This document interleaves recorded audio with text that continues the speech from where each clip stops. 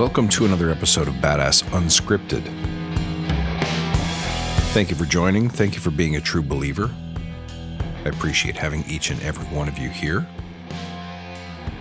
Listen, why not go to badassagile.com and sign up for my weekly inspirations, my newsletter? Because you know what? You need constant inspiration. I always say that. In fact, I was reading some Stoic philosophy recently.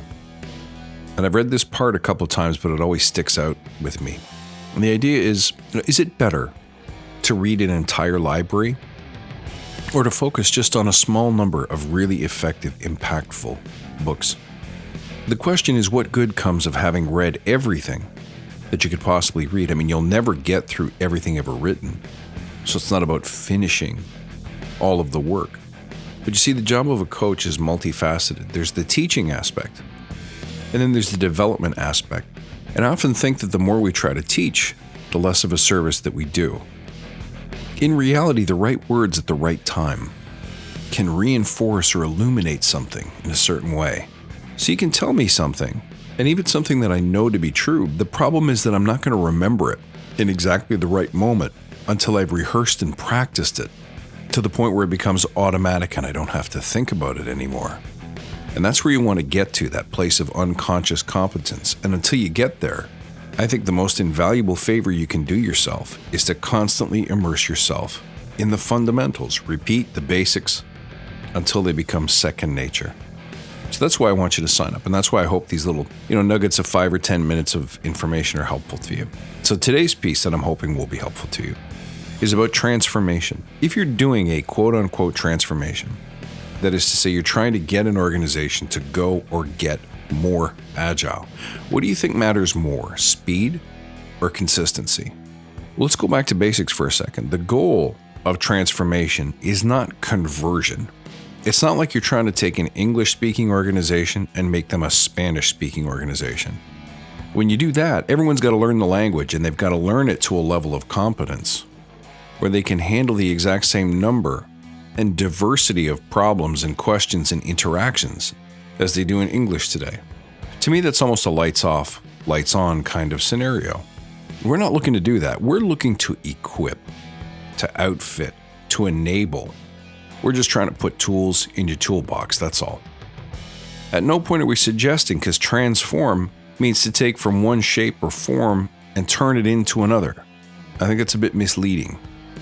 The fact of the matter is, whether you're trying to get a whole organization to run everything they do with agility, or whether you believe, as I do, that we're simply giving you tools to add to your toolbox so that you can employ them at the right moment, I think you'll agree. The one thing you cannot do is change minds, much less habits, until people are ready.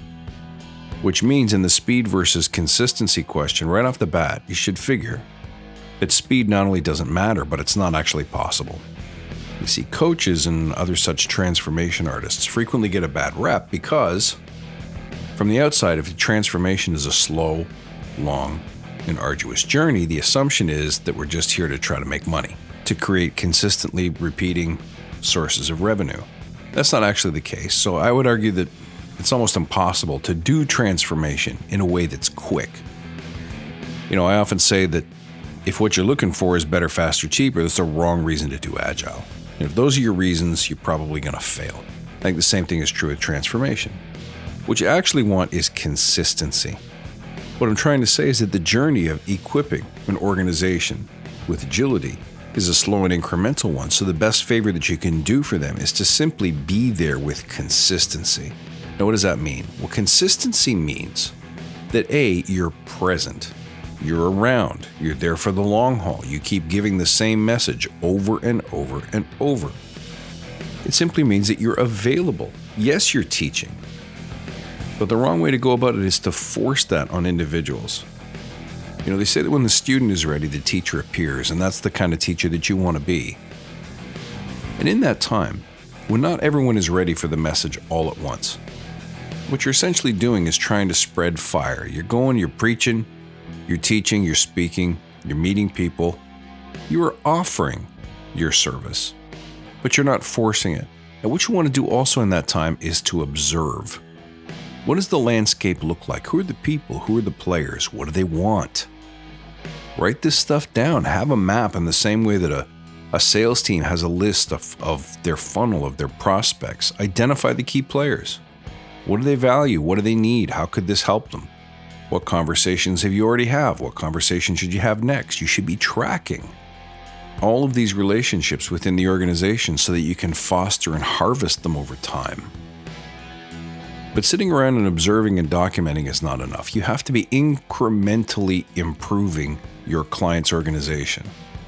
What that means is that as you're having these conversations and building these relationships and observing, what you're actually doing is making sure that you're ready for opportunity when it strikes. So the moment you have a conversation, you should be looking for a chance to inject yourself in your service and bring them some actual Agile practice for them to use and take away.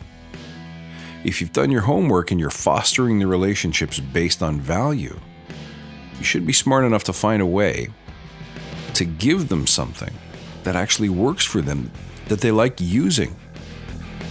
This should save them time. This should simplify their lives. This should get them different results than what they've been getting. And then finally, as you start implementing and incrementally adding value to the organization, you too should be adapting and customizing. So based on what you've learned in the changing landscape and the new and emerging opportunities that come up, you should be finding different ways to help, because remember, every organization is different. I don't believe that there's a single template for going Agile. No one framework that will work for everybody. Cost of one such framework is so incredibly high, so much process overhead, so many things that we don't need or can't use, that you're better off spending that time observing, orienting, and then hypothesizing and testing and failing and measuring and repeating what might work for different parts of the organization. So to review, consistency in Agile transformation is better than trying to go for speed. With speed, you make a lot of mistakes. And why? Because you haven't done the hard work of being there consistently to observe, to document and track and build relationships, to find opportunities, and when they arise, to be ready to deliver. And by deliver, I mean endeavor. Try an experiment of applying agility to that individual or team. And then, based on what you learn, adapting and customizing and refining and tweaking so that future attempts will be more likely to be even more successful. That's how you transform an organization. Guys, I hope you found this useful and inspiring. Please don't hesitate to reach out at badass_agile on Twitter, at badassagile on Instagram, and of course on the web at worldwideweb.badassagile.com. Thank you once again. I'll see you next time, and until then, stay badass.